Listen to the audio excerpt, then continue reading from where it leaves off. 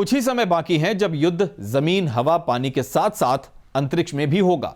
कुछ देश ऐसे हैं जो स्पेस वेपन बना चुके हैं, कुछ बना रहे हैं और इसी सूची में भारत भी शामिल है। भारत ने 2019 में इसका सफल परीक्षण भी किया था। आइए जानते हैं एंटी सैटेलाइट हथियारों के इतिहास, जरूरत, ताकत और मकसद के बारे में।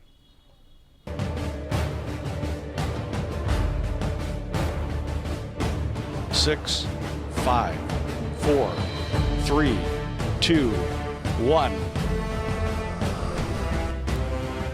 and liftoff.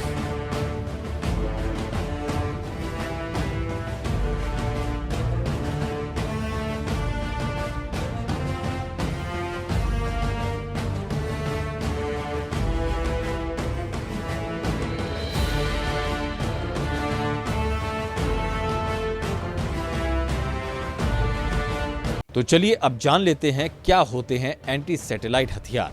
ऐसी मिसाइल या रॉकेट जो तेज हवा से जाकर अंतरिक्ष में धरती के चारों तरफ चक्कर लगा रहे दुश्मन देश के सैटेलाइट को मार गिराए, उसे एंटी सैटेलाइट हथियार कहते हैं। एंटी सैटेलाइट मिसाइल को काइनेटिक किल वेपन भी कहा जाता है। एंटी सैटेलाइट मिसाइल काइनेटिक किल मैकेनिज्म पर काम करती है। एंटी सैटेलाइट वेपन किसे कहा जाता है, यह तो अब आपको पता चल जाएगा, लेकिन इस वेपन का इतिहास क्या है यह भी जान लीजिए। बात है साल 1957 की, जब सोवियत संघ ने दुनिया का पहला सैटेलाइट स्पुतनिक 1 लॉन्च किया था। अमेरिका को लगा कि सोवियत संघ ने धरती की कक्षा में परमाणु हथियार से लैस सैटेलाइट तैनात कर रहा है। तभी अमेरिका ने पहला एंटी सैटेलाइट वेपन बनाया था। यह हवा से लॉन्च की जाने वाली बैलिस्टिक मिसाइल थी, जिसका नाम था बोल्ड ओरियन। इसके बाद सोवियत कैसे चुप बैठता, उन्होंने भी अपना एंटी सैटेलाइट वेपन बना डाला। इन्हें नाम दिया को ऑर्बिटल्स। ये हथियार अपने और दुश्मन के सैटेलाइट के साथ साथ उड़ते रहते। जैसी जरूरत पड़ती उसके मुताबिक ये खुद ही फट जाते, साथ ही अपनी या दुश्मन के सैटेलाइट को खत्म कर देते थे। इस तकनीक पर तब से लेकर अब तक काम चल रहा है और लगातार इसको और भी घातक बनाया जा रहा है। तो वहीं साल 2007 में चीन भी इस रेस में शामिल हो गया। उसने अपने बैलिस्टिक मिसाइल से अंतरिक्ष में अपने पुराने मौसम सैटेलाइट को उड़ाया, जिसकी वजह से अंतरिक्ष में काफी ज्यादा कचरा फैल गया। वहीं साल 2019 में भारत ने भी मिशन शक्ति के तहत अपने पुराने सैटेलाइट को बैलिस्टिक मिसाइल से मार गिराया था। अप्रैल 2022 में अमेरिका पहला देश बना जिसने मिसाइलों से सैटेलाइट्स को मारना बैन कर दिया। तो चलिए अब भारत के मिशन शक्ति के बारे में भी थोड़ा जान लेते हैं। भारत की एंटी सैटेलाइट मिसाइल को मिशन शक्ति के तहत मार्च 2019 में लॉन्च किया गया था। भारत के पास एंटी सैटेलाइट मिसाइल के लिए पृथ्वी एयर डिफेंस पैड सिस्टम है। इसे प्रद्युम्न बैलिस्टिक मिसाइल इंटरसेप्टर भी कहते हैं। ये एक्सो एटमॉस्फेरिक यानी पृथ्वी के वातावरण से बाहर और एंडो एटमॉस्फेरिक यानी पृथ्वी के वातावरण से अंदर के टारगेट पर हमला करने में कैपेबल होता है। हमारे वैज्ञानिकों ने पुराने मिसाइल सिस्टम को अपग्रेड किया है, उसमें नए एलिमेंट जोड़े हैं। इसका मतलब यह है कि पहले से मौजूद पैड सिस्टम को अपग्रेड कर 3 स्टेज वाला इंटरसेप्टर मिसाइल बनाया गया। फिर मिशन शक्ति के परीक्षण में उसी मिसाइल का इस्तेमाल किया गया। भारतीय एंटी सैटेलाइट मिसाइल की रेंज 2000 किलोमीटर है। यह 1470 से 6126 किलोमीटर प्रति घंटे की रफ्तार से सैटेलाइट की तरफ बढ़ती है। हालांकि बाद में इसे अपग्रेड कर ज्यादा ताकतवर और घातक बनाया जा सकता है।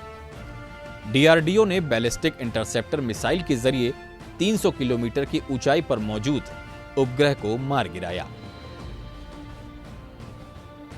वैसे तो एंटी सैटेलाइट हथियार को प्रमुख तौर पर 2 तरह से बांटा जा सकता है, काइनेटिक और नॉन काइनेटिक हथियार।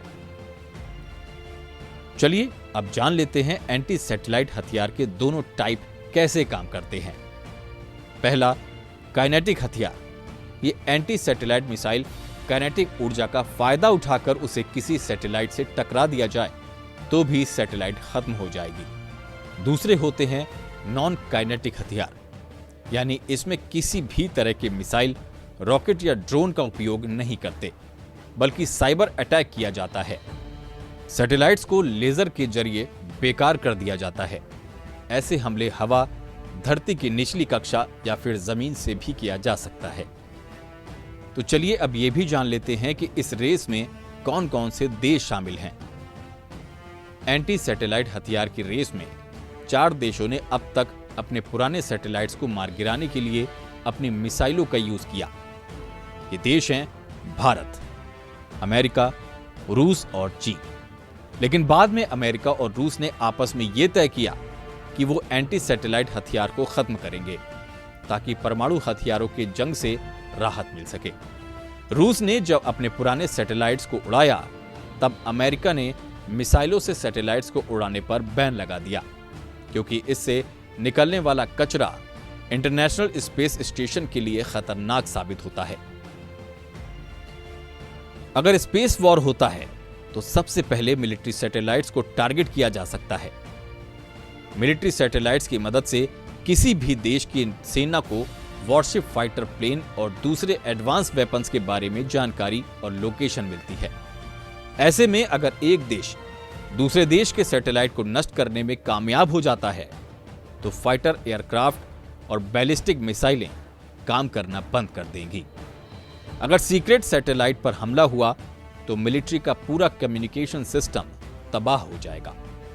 अब सवाल यह उठता है कि आखिर स्पेस वॉर होता है तो इससे दुनिया पर क्या असर पड़ेगा।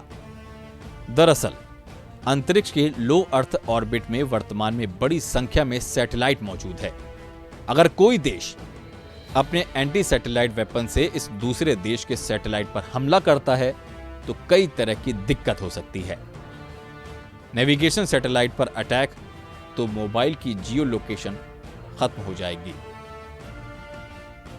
इसका असर उड़ानों पर भी पड़ेगा, साथ ही हाई स्पीड रेल नेटवर्क भी काम करना बंद कर देगा। एबीसी न्यूज की खास पेशकश हिंद के सिकंदर में फिलहाल इतना ही। दीजिए इजाजत और देखते रहिए एबीसी न्यूज।